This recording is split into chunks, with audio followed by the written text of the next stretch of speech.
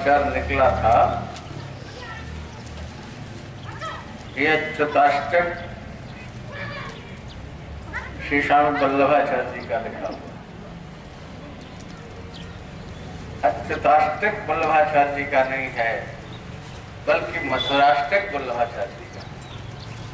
अधरम मधुरम वदनम मधुरम मधुराधिपते रखिलम मधुरम। अच्युताष्टक भगवान शंकराचार्य जी का, इसको सुधार लेना चाहिए।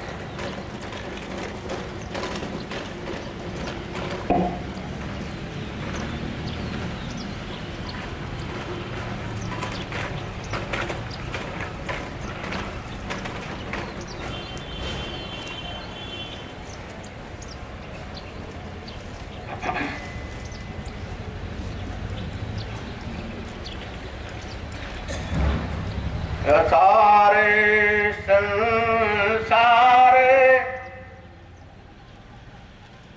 विषय विशेषंगा कुल धियः क्षणार्धम क्षेमार्थम पिबत शुक गाथा तुलसुधाम किमर्थम व्यर्थम भो ब्रजति कुपथे कुतसित कथे परीक्षेत साक्षी जात श्रवणगत मुक्ति कथने।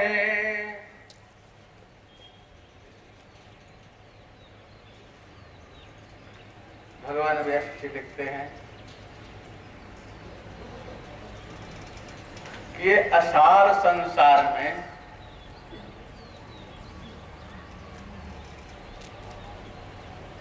विषय और विषय संगियों में बुद्धि लगी हुई है।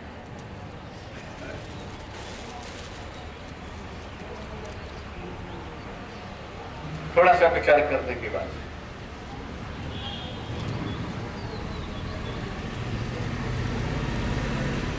वेदांतियों की भाषा में जब सब ब्रह्म ही है,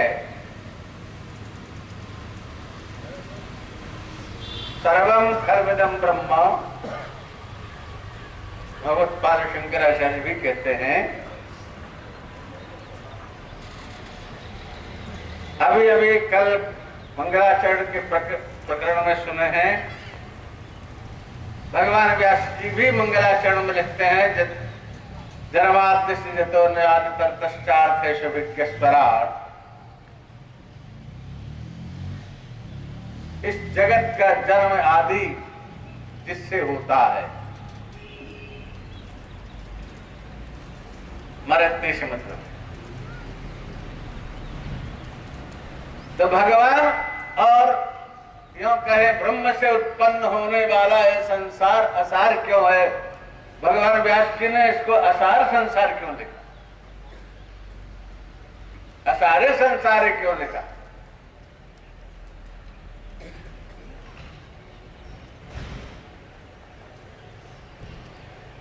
इसलिए लिखा। आप नहीं बोलोगे तो हम भी जवाब देंगे। इसलिए लिखा, हम इस जगत को ब्रह्मत्व में नहीं देखते।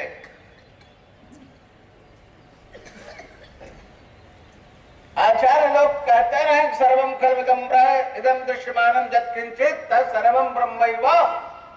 आचार्य कहते रहे, लेकिन हम नहीं इसको ब्रह्म रूप से देखते हैं। हम देखते हैं कि पांडे जी हैं, ये सडाना जी हैं, ये स्वामी जी हैं, ये भगत जी हैं, ये हमारे भगत हैं, हमारे मित्र हैं।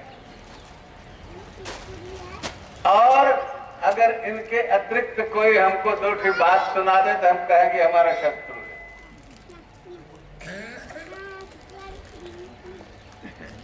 जहां ये दृष्टि हुई, कहां पर क्या हुआ? राग द्वेषात्मक वैषयिक दृष्टि बन जाती। ऐसी परिस्थिति में ब्रह्म जो है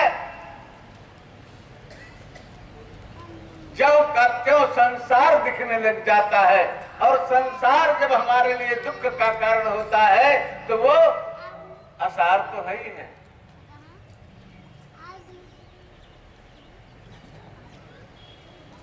जगतत्वेन संसारत्वेन, भगवत्पाद शंकराचार्य भी कहते हैं ब्रह्म सत्यम जगन मिथ्या। जगतत्वेन जगत मिथ्या, ब्रह्मत्वेन जगत सत्यम।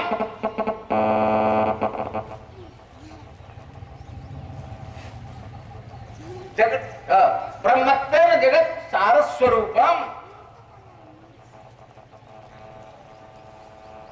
अगर इसको हम ब्रह्म मान लेते हैं तो नारायण ये सारस्वरूप है, और इसमें कितना भी मन लगावे लेकिन वो असार रूप नहीं होगा।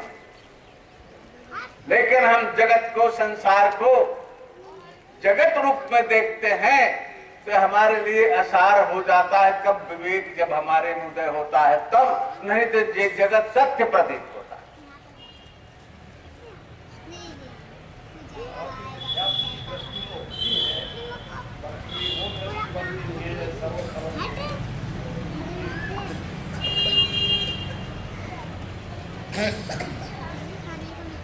मिथ्यात्व की दृष्टि अच्छी है।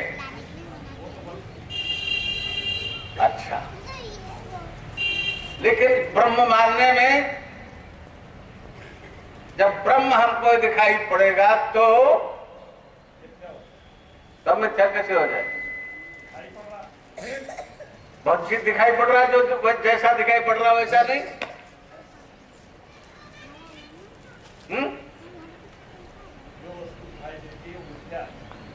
हाँ, जो वस्तु दिखाई पड़ती है किससे दिखाई पड़ती है? ये आंख क्या है? ये आंख भी तो मिथ्या है। मिथ्या से मिथ्या वस्तु दिखाई पड़ रही है, और इसको ब्रह्म रूप से देखने के लिए अंतर्दृष्टि की अपेक्षा होती है। उससे हम देखेंगे तो ब्रह्म दिखाई पड़ेगा, इससे देखेंगे, असत्य से देखें तो असत्य दिखाई पड़ेगा।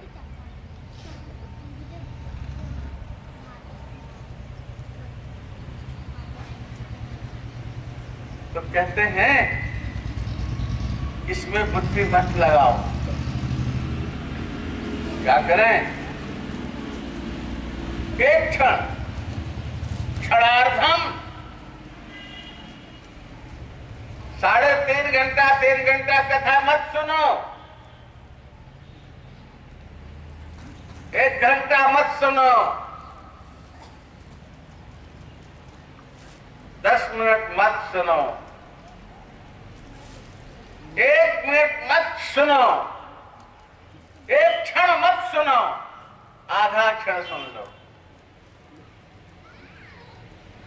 आधा क्षण।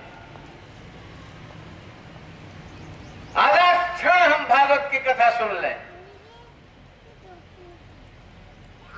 क्षणार्धम।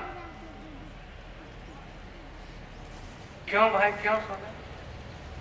क्षेमार्थम, क्षेमार्थम कल्याणार्थम क्षणार्धम पिबत भागवतम।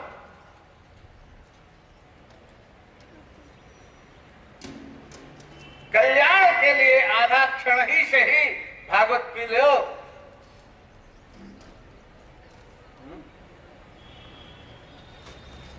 सुख गाथा तुल सुधाम, सुखदेव जी की द्वारा गाई गई, जिसकी तुलना अमृत में नहीं कर सकता, ऐसी भगवान सुखदेव के द्वारा गई गाथा को, गाथा रूप श्रीमद् भागवत रसामृत को आधे क्षण पी लो, आधे क्षण, आधे क्षण। जैसे नशा करने वाले कहते अरे एक फूंक ले लो यार, क्या बनता बिगड़ता। गांजा पीने वाले कहते एक फूंक ले लो, क्या बनता बिगड़ता। ऐसे हम कहते हैं आधा क्षण तुम भागवत की कथा सुन लो, क्या बनता बिगड़ता, तुम्हारे संसार नहीं बिगड़ेगा, तुम्हारा संसार भी बन जाएगा, तुम्हारा परमार्थ भी बन जाएगा।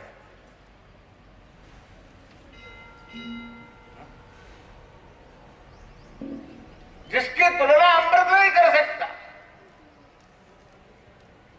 जब सुखदेव जी महाराज कथा सुनाने के लिए प्रवृत्त हुए परीक्षित जी महाराज को, उसी समय देवता लोग आए हो, पृथ्वी के देवता नहीं, स्वर्ग के देवता आ गए, बड़ा भारी घड़ा लेकर के अमृत का भर करके।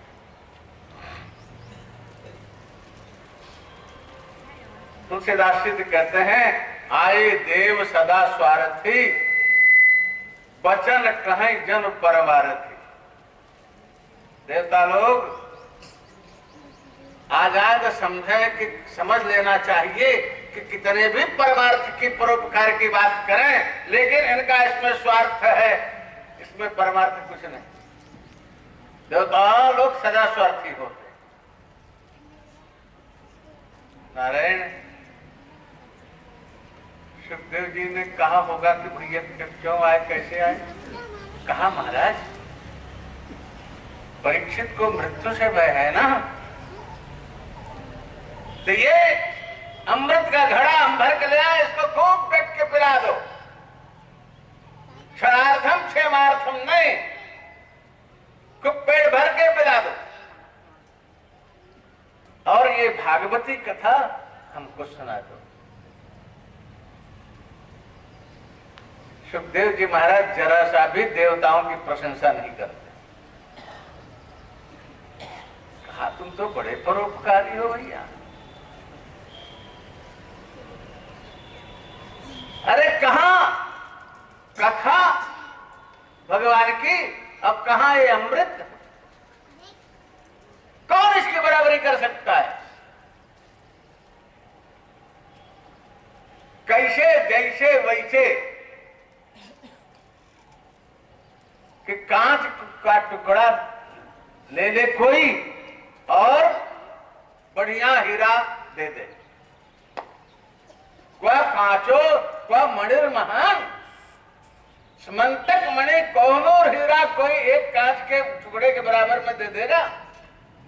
ऐसे जरा सा तुम्हारे देवभोग्य अमृत के बदले भागवती कथा कोई दे देगा तुम्हें।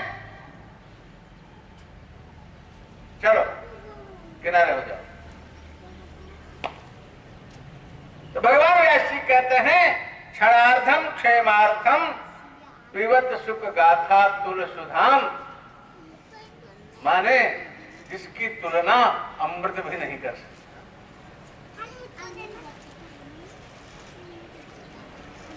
कहते भैया काहे इधर उधर भटक रहे हो व्यर्थ, किमर्थम व्यर्थम भो प्रजाति कुपथे कुत्सित कथे नारायण। अरे भैया क्यों व्यर्थ में,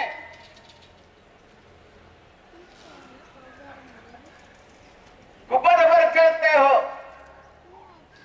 जो कुत्सित कथा जिसकी है, ऐसे कुत्सित कथा में क्यों जाते हो। तो क्या कहें, अरे बैठो सुनो, बैठे हैं सुने तो सही, क्या फायदा होगा। अरे भैया परीक्षित साक्षी दे रहे हैं, परीक्षित गवाह हैं,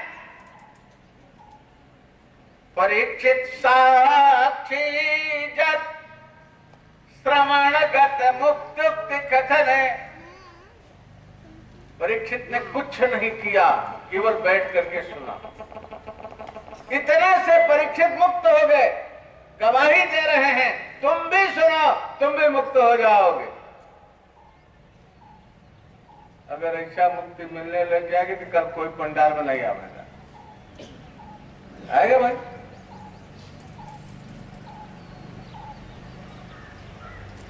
इतनी जल्दी अगर मुक्ति मिल जाएगी तो कौन सुनेगा? यहां तो सुने भी, आनंद मिले, कथा का आनंद मिले और संसार आनंद मिले, हम सब यही चर्चा। वर्णन है, सब है, हम कह देते हैं, आप सुन लेते हैं।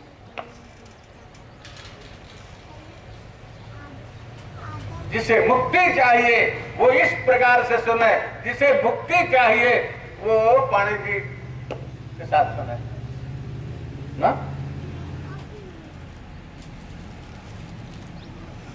इस प्रकार भागवत की बड़ी विलक्षण महिमा है। नारद जी अपने पूर्व जन्मों का वृत्तांत बता करके अंत में ब्रह्मपुत्र होते हैं और नारद जी की बात मान करके अब व्यास जी कथा का प्रारंभ करते हैं। भागवत की कथा का प्रारंभ, ये नारद व्यास के संवाद, नारद जी व्यास जी के संवाद के अनुसार कथा का प्रारंभ है। अब कथा का प्रारंभ नहीं, सुखदेव जी महाराज अभी बहुत आगे आएंगे। ये कथा की भूमिका नारायण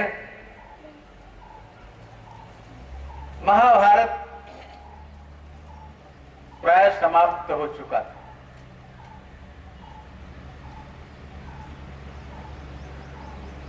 अक्षौणी सेना समाप्त हो गई। इधर पांडव पक्ष में पांचों पांडव, पांचों देव की नारायण द्रौपदी के पुत्र और एक श्री कृष्ण, 11 बचते हैं। अब उधर कृपाचार्य, सात्यकी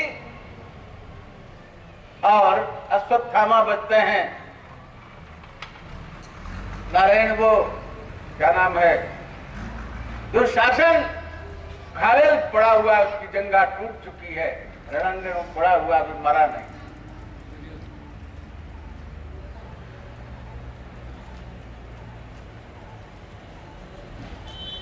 बड़ा मुश्किल है प्राण निकलना भी। हो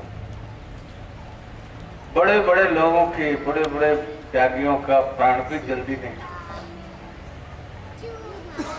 अरे और तो क्या कहें, पंडित शिव कुमार शास्त्री ऐसा विद्वान सरजू पारीण विद्वानों में कोई नहीं हुआ है। वे भी महात्मा कई दिन तक पड़े रहे और शरीर नहीं छूटा। तब उन्होंने कहा, भैया ये विश्वेश्वर खंड में हमारा शरीर नहीं छूटेगा, हमको ले चलो केदार खंड।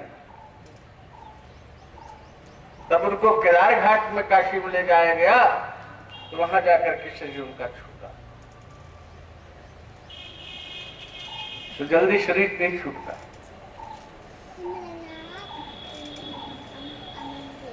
तो मुक्ति इतनी सरल नहीं, बहुत बहुत घिसना पड़ता। ऐसे ही ये पड़ा हुआ है, इसको एक वरदान सा था, क्या कहें। जिस समय तुम्हें एक ही काल में सुख और दुख दोनों की अनुभूति होगी, उसी समय शरीर तुम्हारा छूटेगा। नारायण, एक ही काल में सुख और दुख दोनों कैसे होगा? पर इसको ऐसा ही हुआ। घायल पड़ा है, अश्वत्थामा कृपाचार्य वगैरह आते हैं, कहा भैया अब तुम लोग अपने अपने स्थान को जाओ, अब मुझे यहीं पड़े रहना। अश्वत्थामा को मित्र मानता था दुर्योधन। अश्वत्थामा भी दुर्योधन को मित्र मानता था। कहा मित्र तुम्हें छोड़ कर कैसे दिशा में कहा जाऊं, कैसे जाऊं? कहा भैया क्या करूं? कहा अभी युद्ध कहां खत्म हुआ, अभी तो मैं हूं। मुझे सेनापति, प्रधान सेनापति का दायित्व प्रदान करो। मैं पांचों पांडवों को मार करके, युद्ध करके मार करके ले आऊंगा तुम्हारे सामने। प्रसन्न हुआ, अपने रक्त से, जंघे से निकलते हुए रक्त से तिलक किया, प्रधान सेनापति का पद दिया। और सब लोग कौन? उसी के मन में कुटिलता थी। उस दिन पांचों पांडवों को श्री कृष्ण शिविर में नहीं सोने दिए, कहीं और लेके चले गए। शिविर में पांचों द्रौपदी के पुत्र, युधिष्ठिर से, भीम से, अर्जुन से, नकुल से, सहदेव से, जो 5 पुत्र हुए थे, वो पांचों पुत्र सो रहे थे 5 शैया पर। और प्रधान सेनापति पांडव समाज का धृष्टद्युम्न भी सो रहा था। नारायण, अश्वत्थामा को ऐसा नहीं करना चाहिए। अश्वत्थामा को युद्ध के लिए ललकार करके युद्ध करना चाहिए था अगर वीर था तो। उसने कायरता की, सोते हुए धृष्टद्युम्न को मार दिया। खैर मार दिया, ठीक किया, क्योंकि धृष्टद्युम्न ने भी द्रोणाचार्य जी को निशस्त्र रहने पर मारा था। परंतु पांडवों को इस प्रकार मारना तो अनुचित था। आया था पांडवों को मारने, परंतु द्रौपदी के बालक सो रहे हैं, पांचों बालकों का सिर काट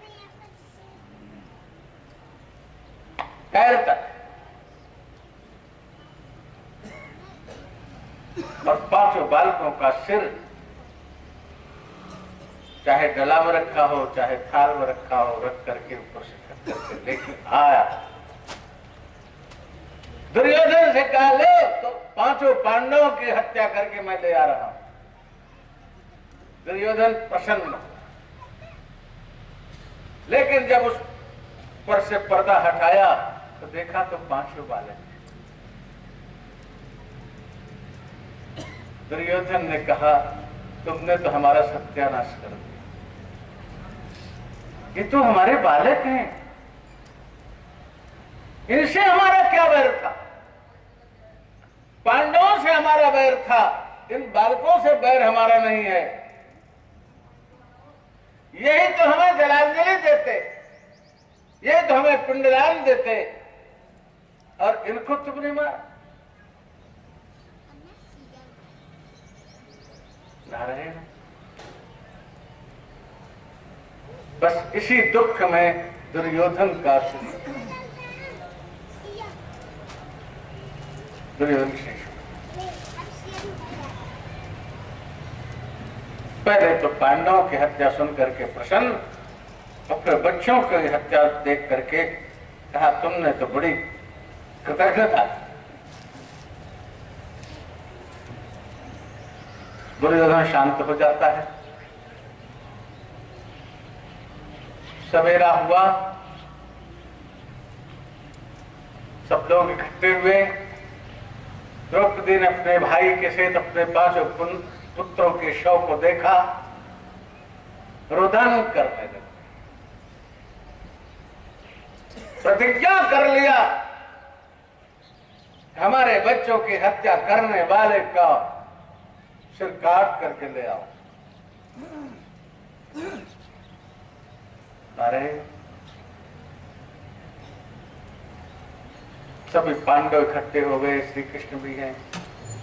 श्री कृष्ण भी जल्दी बोलते तो नहीं, विचित्र आदमी है, सुनते ज्यादा हैं, बोलते कम है, और जरूरत पड़ने पर बोलते हैं। द्रौपदी कहती है हत्या करने वाले की हत्या कर ले आओ। अर्जुन ने भी प्रतिज्ञा कर लिया, मैं हत्या करके ले आता हूं। श्री कृष्ण भी चल दिए साथ में रथ लेकर के, और जाते हैं तो उसको पकड़ करके ले आ, रथ के पीछे भाग में डाल दिया था बांध करके। बहुत तुमुल युद्ध हुआ, उससे भी ब्रह्मास्त्र तक का भी प्रयोग दोनों तरफ से हो गया था। नारायण भगवान श्री कृष्ण ने कहा अर्जुन से, दोनों ब्रह्मास्त्रों को खींच लो। ये खींचना नहीं जानता, चलाना जानता है। अर्जुन ने दोनों ब्रह्मास्त्रों को खींच लिया, उसको पकड़ लिया और बांध करके पीछे रथ में डाल दिया और लेके आए, द्रौपदी के सामने उपस्थित किया। बोलो तुम्हारे सामने हम इसकी हत्या करें। देखो माताओं का हृदय बड़ा सुकोमल होता है, द्रौपदी का हृदय पिघला। आखिर हमारे बच्चे तो मरी गए, तो लौटेंगे नहीं। एक ब्राह्मण की हत्या करने से क्या फायदा? मैं तो रो ही रही हूं, इस अश्वत्थामा का वध हो जाएगा, इसकी मैया कृपी रोएगी। छोड़ दो, छोड़ दो, छोड़ दो। मुंचताम मुंचताम ईशो ब्राह्मणो नितराम गुरु। ब्राह्मण है, गुरुवत गुरुपुत्रेषु वर्तितव्यः। गुरु की तरह गुरुपुत्र से भी व्यवहार करना चाहिए। नारायण, इसलिए इसको छोड़ दो, छोड़ दो, छोड़ दो। युधिष्ठिर महाराज द्रौपदी के पक्ष में हो गए। हाँ भैया छोड़ दो, छोड़ दो। नकुल सहदेव क्या बोले, छोटे भीम ने कहा नहीं, इसको छोड़ो नहीं, उसको मारो। भीम कहते हैं मारो, युधिष्ठिर कहते हैं छोड़ दो। अर्जुन श्री कृष्ण की तरफ देखता है कि आप बताओ क्या करना चाहिए। भैया दोनों तरफ बोलने वाला नहीं है। कहते हैं ब्रह्म बंधुर्न हंतव्य आतताई बधारण। अरे ब्राह्मण है, ब्रह्म बंधु है, इसकी हत्या नहीं करना चाहिए। और ये आतताई है, इसका वध जरूर करो। हे भगवान, अब क्या करे अर्जुन, वध करे कि छोड़े?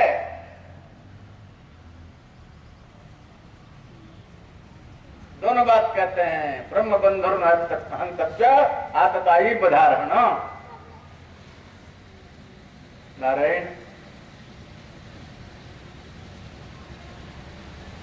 तो अपने ही इसका क्लियरिफिकेशन देते हैं। कहते हैं देखो, ब्राह्मण को शारीरिक दंड नहीं देना चाहिए, शारीरिक मृत्यु नहीं देना चाहिए। बड़ों का अपमान कर देना ही उनका मृत्यु दंड है। ऐसे भी एक घटना आई थी महाभारत के ही प्रसंग में। अर्जुन चला आया था, युधिष्ठिर महाराज घायल हो गए थे युद्ध में, तो चले आए थे। तो अर्जुन देखने के लिए आ गया, तो युधिष्ठिर महाराज नाराज हो गए, कहते हैं तुम्हारे गांडीव को धिक्कार है, तुमको धिक्कार है, तुम युद्धस्थल छोड़ करके क्यों चले आए। और अर्जुन की प्रतिज्ञा थी कि जो हमारे गांडीव की निंदा करेगा मैं उसको जिंदा नहीं छोड़ूंगा, मैं मार डालूंगा। अब अर्जुन तैयार हो गए कि मैं युधिष्ठिर को मार डालूंगा। भगवान श्री कृष्ण कहा धैर्य रखो, ऐसे नहीं मारा जाता। अपने बड़ों का वाचिक अपमान कर देना ही मृत्यु दंड देना है।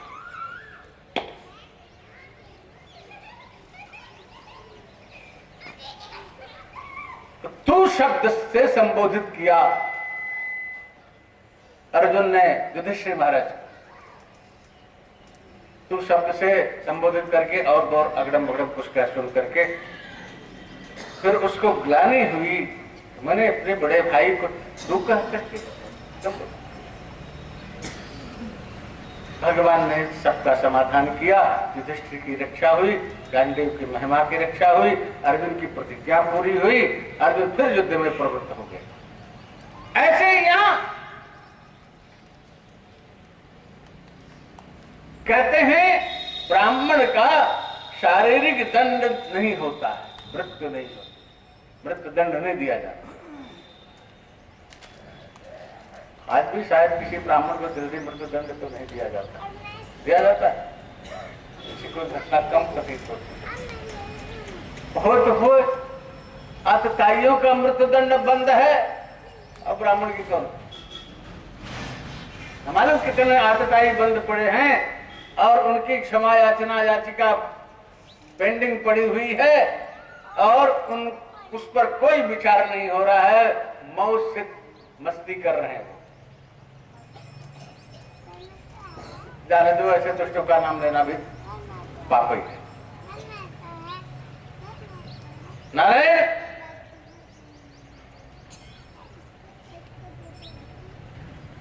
तो भगवान ने संकेत किया, देखो इसका मुंडन करवा दो और इसके मस्तक में जो मणि है इसको निकाल लो और धक्का दे करके बाहर कर दो, ये इसका मृत्यु दंड है। नारायण ऐसा ही किया, धक्का दे के बाहर कर दो। अश्वत्थामा चिरजीवियों में है, आज भी अश्वत्थामा बलव्यासो हनुमान च विभीषण कृपा परशुरामश्च सप्तैते चिरजीविना। अश्वत्थामा चिरजीवी हैं, राजा बलि चिरजीवी हैं,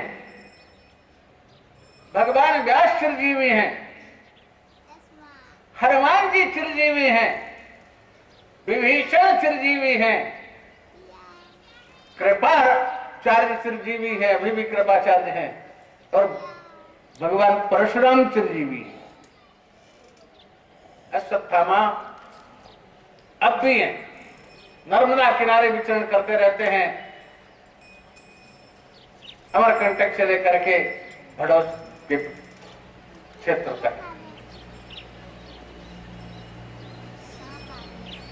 सुना हूं मैंने, देखा तो नहीं। हमारे परम गुरुदेव श्रीमद ज्योतिष पीढ़ोद्धारक के गुरु शंकराचार्य श्रीमद ब्रह्मानंद सरस्वती जी महाराज को अमरकंटक में अश्वत्थामा मिले हैं। वहां उनकी बात 5 हाथ लंबे हैं अश्वत्थामा, छोटे नहीं है, 5 हाथ लंबे हैं अपने हाथ। द्वापर का व्यक्ति कब नहीं होता, पीला वस्त्र धारण करते हैं और जटाएं हैं, मस्तक में जो घाव लगा हुआ है वो घाव रिश्ता रहता है, उसके दर्द के मारे चलते रहते हैं। जब किसी से मिलते हैं तो कहते हैं काय का घी दे दो, तो गाय का घी गर्म करके उस घाव में डालते हैं तो थोड़ी शांति प्रतीत होती है। इतना ही लोगों से मांगते हैं और कुछ नहीं देते, कुछ नहीं मांगते। रामपुर क्षेत्र है जहां ये ज्यादा वनवासी मिलते हैं और परिक्रमा करने वालों को लूट लेते हैं। ये धार किले में आसपास। तो कहने का मतलब इस प्रकार से अश्वत्थामा की दशा होती है। उसके बाद द्रौपदी पुत्रों का अंतिम संस्कार किया जाता है, लेकिन अश्वत्थामा के मन में दुष्टता अभी भी भरी हुई थी। उसने कहा कि मैं पांडवों का निर्वंश करके छोड़ूंगा।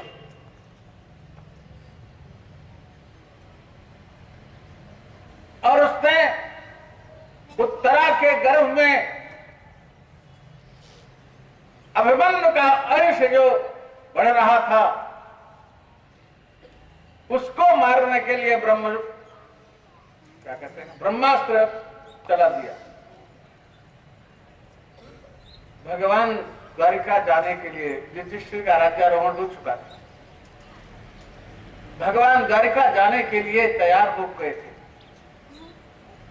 सबसे विदा भी ले लिया था। लेकिन उसी समय उत्तरा दौड़ती हुई आती है, प्रभु रक्षा करो, रक्षा करो, मेरा शरीर भले शांत हो जाए लेकिन मेरे गर्भ की रक्षा करो। देखो, ये मां का हृदय ही ऐसा होता है। दूसरा कोई अपनी रक्षा करने के लिए चाहे कितना भी प्रिय से प्रिय वस्तु या प्रिय व्यक्ति क्यों न हो, उसकी हत्या और उसका त्याग कर देगा। परंतु मां ही ऐसी होती है जो अपनी मृत्यु चाहती है लेकिन अपने बालक की रक्षा चाहती है।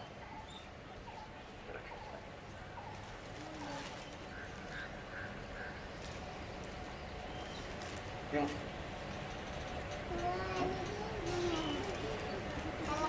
थक गया भैया, बैठ गया, उठ जाओ, खड़े हो जाओ, जल्दी उठो, गिर पर गिर का